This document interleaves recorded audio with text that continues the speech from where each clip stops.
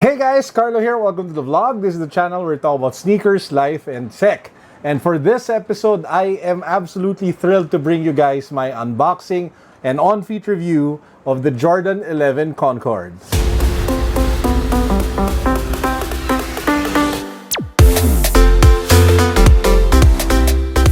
If you guys haven't subscribed to the channel yet, please make sure that you do so because we are announcing a new giveaway this coming Wednesday. So a new giveaway, we'll be giving away a bunch of new stuff. So to be part of that giveaway, you have to subscribe to the channel, you have to follow me on Instagram, and you have to hit the notification bell. So go do all three now. The Jordan 11 Concord dropped a few days ago and I was able to cop it hassle-free thanks to the Premi card. This is the Premi card, as you guys see here, that I got from Titan. This card I got after being able to win and buy the Jordan 1 Rookie of the Year. Now, guys, I haven't even worn this sneaker yet. See, it's still dead stock, it's still unlaced. So yeah, I should probably be beating this up and wearing it in the next few days just so I can get like some miles out of the shoe before it just ends up gathering dust in my closet. But yeah, thanks to the Premi card, I was able to get the shoe hassle-free from Titan when it came out a few days ago. But I'll talk about that in a bit.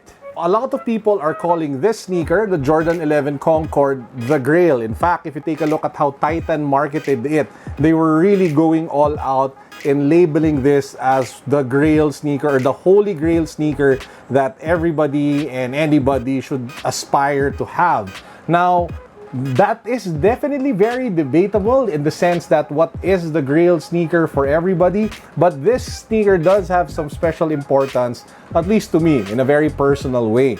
Now, I was blessed to be able to live through and actually watch Michael Jordan play, not live, but at least in my younger days, watch him actually play on TV.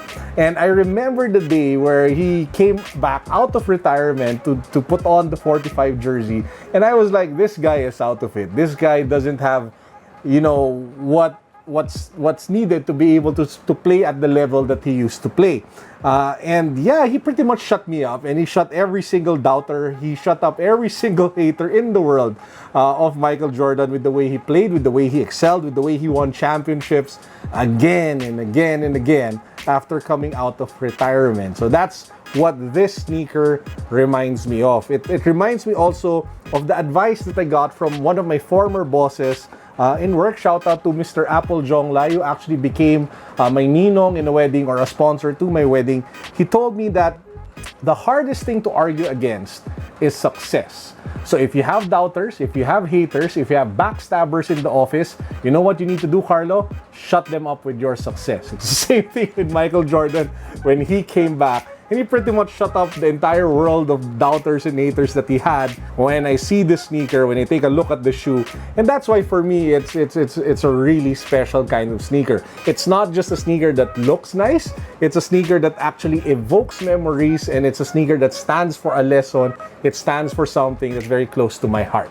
Now, going to the shoe. Now, obviously, if you take a look at the sneaker, guys, the most standout feature that really got a lot of buzz is this patent leather in black that you guys see here. It adds a different kind of formality to it, a different kind of character, a different kind of style versus your other typical sneakers. That's why a lot of people actually wear this to their wedding, they wear it to the prom, they wear it to the office because of the elegance that the patent leather brings to the game. Apart from the patent leather, you have ballistic nylon for the rest of the upper. That's the material that you guys see here. And then you have that exposed carbon plate here at the outsole together with the IC material that you guys see here at the bottom. Design and the build is definitely excellent. It's the type of sneaker that you can rock on and off the court. And I can understand why Tinker Hatfield, the guy who designed this and a lot of other Jordans, said that this is his favorite silhouette, this is his favorite sneaker. And I 100% agree with the guy. It's a really well-built and well-designed shoe. How is this sneaker on feet? Now, I won't go into the detail of doing like a performance review. You can watch different channels for that. All I can say is that as a guy with wide feet, wide and flat feet, I found this to be super comfortable. I found the arch support to be excellent, maybe because of that carbon fiber plate over here that really gives it amazing arch support.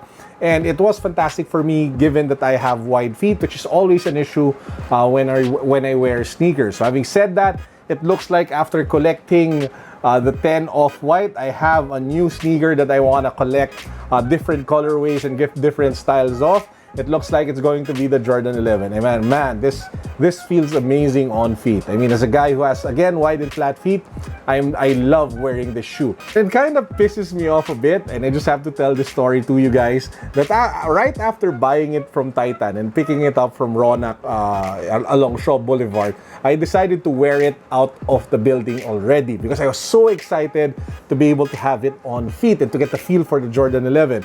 The sad part is, while I was, standing in the escalator going down, I don't know, for some reason or the other, the escalator kind of pushed outwards a bit longer than I expected, and it hit the end of the sneaker. So it already has that really bad stain mark here at the back and some sort of like small damage here at the foam for the midsole. So yeah, that kind of pissed me off a bit, but ultimately it's okay because I buy to wear, not to sell and not to stock.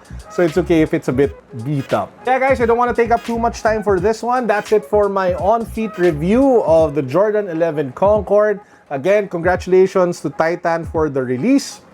I'm very happy to be able to add this to my collection, and I look forward to adding even more Jordan 11 colorways in the coming months, in the coming years ahead. I heard that the red version of this, the black and red version of this, should be coming out in 2019, so I will definitely make every effort to be able to cop that and add it to my collection. So I hope you guys all had a fantastic weekend. You were able to rest, you were able to get me time and family time in preparation for the week ahead. That's it for me. I hope you guys enjoyed. Peace, God bless, what's up, boom.